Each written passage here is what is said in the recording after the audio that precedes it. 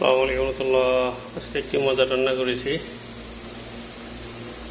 গরুর কালাবোনা। এগুলো সবগুলো হাড্ডি মাংস নিয়েছি, হাড্ডি মাংস দিয়ে কালাবোনা তৈরি করেছি। এই দেখেন কি সুন্দর, একেবারে ন্যাচারাল মশলা দিয়ে তৈরি করেছি। কোনো কালাবোনা মশলা ব্যবহার করি নাই এক্সট্রা। দেখেন কেমন হয়েছে, খাওয়ার সময় কেমন হয় তাও আপনাদেরকে ভিডিও করে দেখাবো। তবে এটা কীভাবে তৈরি করেছি জানতে চাইলে কমেন্ট করুন, সম্পূর্ণ টিপস আমি দিয়ে দেব।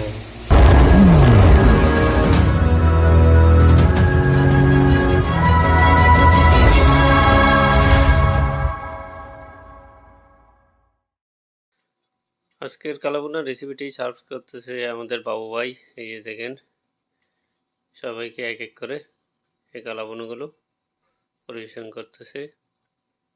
দেখেন কি সুন্দর দেখতে হয়েছে,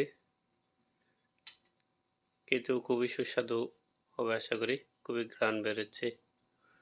ওয়াও!